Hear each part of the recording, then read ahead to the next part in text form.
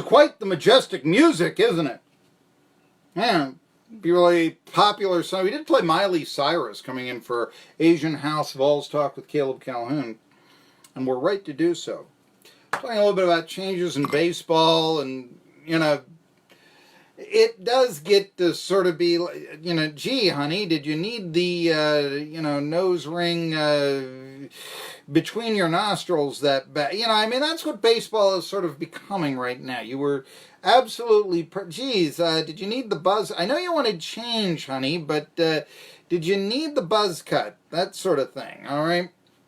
One of the cool things, though, is that the Danville Braves, and we had the commissioner of the Appalachian League, president of the Appalachian League, on earlier, and talking a little bit about the competitive balance of the Appalachian League, because the Elizabethton Twins do weight their franchise higher than some of the other teams, and it's one of the reasons why historically the Twins win a lot. And I'm not so sure that's good for competitive balance of the league. But the Danville Braves also do the same. There is no New York Penn League team that they promote players to, and considering the success that the Twins and the Braves are having this year, and maybe even producing players, I wonder if more teams might not do that in the future, unlike, let's say, how the Cincinnati Reds have, you go to the Appalachian League and then you get promoted to the Pioneer League. Or how the Pittsburgh Pirates, you go to the Appalachian League and then you get promoted to the New York Penn League. Something like that, okay? Anyhow, there has been a lot of things. Look, changes. We now have swings based on launch angle. 2 strikes. Don't choke up and hit it the other way. No. Keep swinging for those fences. Chris Doherty, he writes for the Martinsville Bulletin. He's got a great piece out. That was, I think it's in today's paper, and he interviews Barbaro Garbe, who is the hitting coach of the Danville Braves.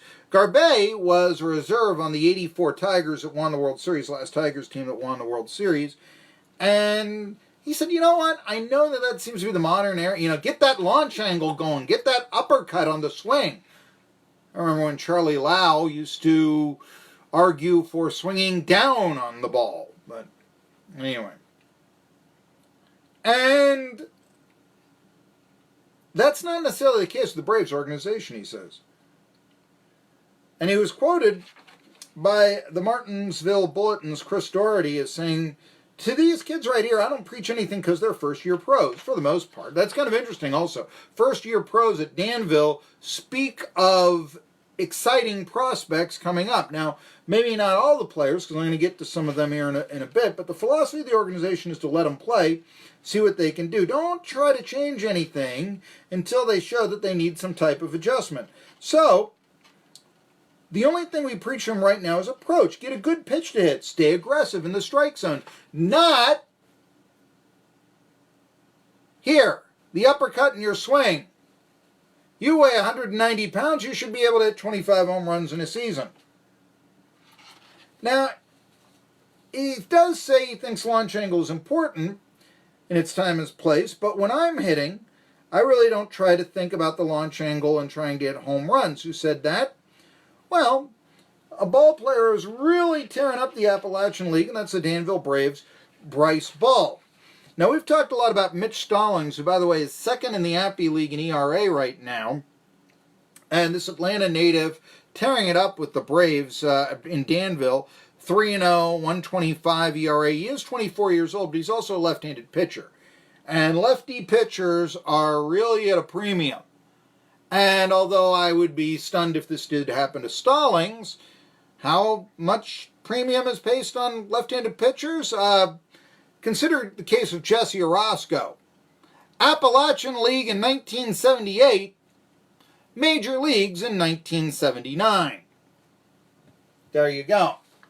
Stallings is in that boat as well. He's thrown a couple of starts. He's thrown a couple of relief appearances. And right now, if my stats are correct, as I see right here, he actually leads the league, Appy League that is, in innings pitched with 21 2/3. He struck out 24, and his whip is minuscule, 1.02. So the Duke product, only a 30th round pick. But yeah, it's taken him some time to mature, but who knows? And I don't know. Could Atlanta help him make the Braves, being that native? You know, they say no, but would be a nice story, wouldn't it? Anyway, the player, though, really that everybody's talking about is the Danville Braves first baseman, Bryce Ball. And he's the guy who I just quoted saying, yeah, launch angle's important, but I'm trying to get the fundamentals down here. That's why Ball is not only leading the Appalachian League right now with a .373 batting average, but also he could possibly win the Triple Crown. He's got more home runs than anyone with 7. And RBIs, yeah, he leads that as well with 21. Still down on a farm, Bryce Ball at Danville. Who knows if he gets called up or not. Ball's a left-handed hitter. He played at Dallas Baptist, which is usually a nationally ranked baseball program. 24th round pick in this year's draft. And in fact, yesterday, he had a whale of a game as he hit 2 home runs, 2 for 3, a walk, 3 RBIs, and 3 runs scored. Just turned 21. And again, for the Danville Braves, who are in first place in the Appalachian League, and the Braves were victorious against Burlington, who they have sunk into last place in the Appalachian League. The final score of the game, 6-4. So Ball getting it done there. Appalachian League, though, this is kind of surprising. Danville, yeah, they're in first place in their division, but in the West Division, it's only 11-9. And they're tied with the Pulaski Yankees. Why? Well, the Yankees have some pretty good players as well. In fact, the only player doing better on the bump this year in the Appalachian League than Mitch Stallings is their ace starter, Yandres Gomez. Now, Gomez has taken a loss on the year, but he's 3-1 with an .085 ERA in his 4 starts. His whip is a little bit higher than Stallings at 1.19, but yeah, 3-1, that's the reason basically the Pulaski Yankees right now are in first place. Oh, they've got a good center fielder who is hitting above 300 with 4 dingers and 43 total bases and all that. Name of Ryder Green.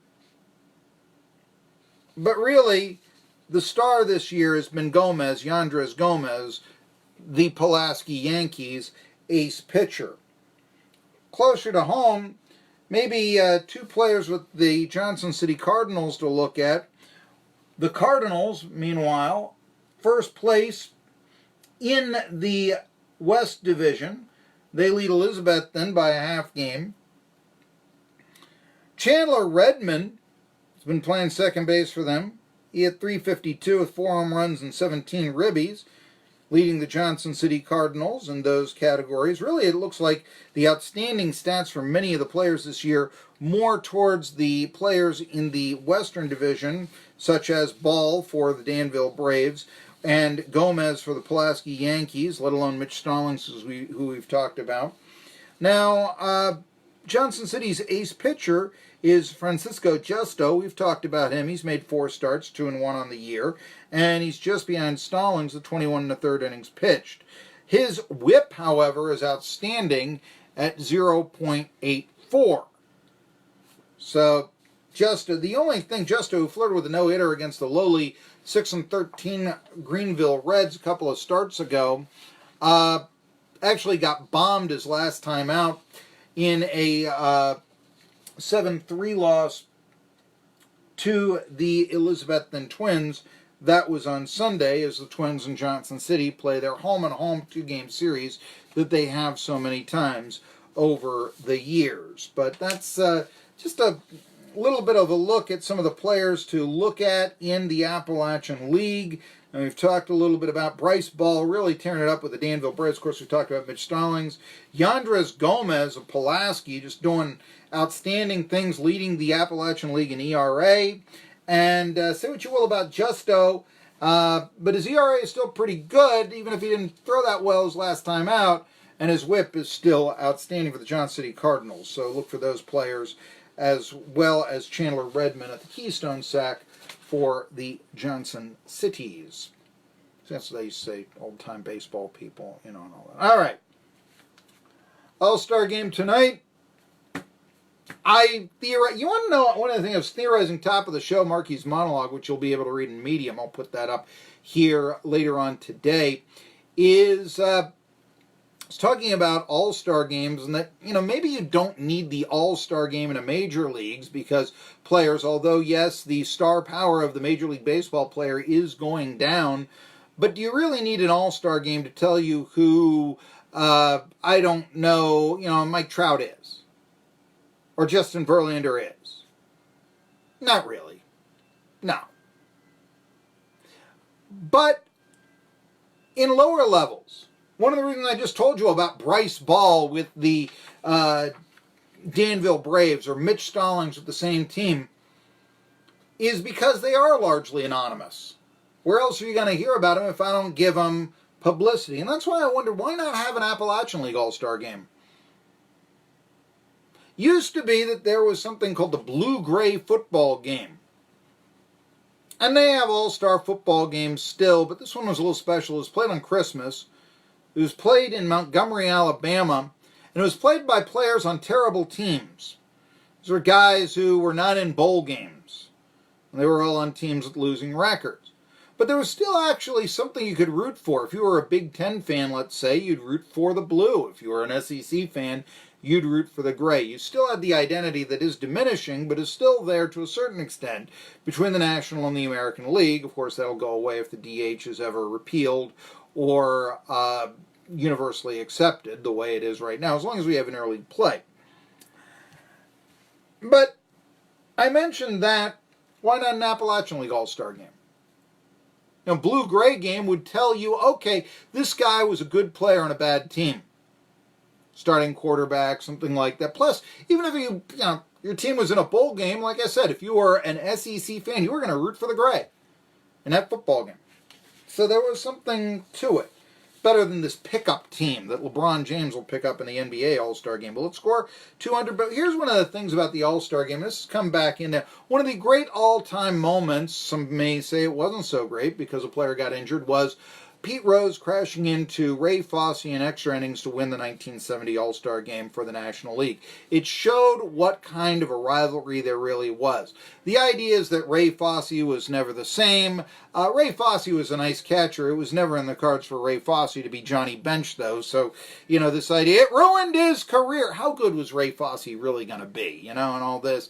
I mean, to make him out like Jimmy Superfly Snuka after Roddy Piper hit him with a coconut, I'm not sure that that is necessarily the case. And why then was Rose not hurt? But now they've outlawed the collision at home plate, or at least they used to. Jonathan Lucroy was carted off the field after a gruesome collision. The Angels catcher in a game against the Astros was a 10-10 tie in the 8th inning, and Jake Marcinek, who you wouldn't know otherwise, he's just a pinch hitter, tried to bowl him over and did so to score what he thought would be the winning run. But that's illegal now. And so, replay came about, they called him out, etc., etc. But LaCroix had to be hospitalized. Yadier Molina, the former Johnson City Cardinal, he has cussed out Marcinek for trying to bowl him over. Just shows you how baseball has changed. Now, I'm all for making sports safer. But at the same time, and I almost hold my nose when I say this because it's like I'm not trying to make sports safer. Something's been lost in baseball without that home plate collision. 1420 WEMB.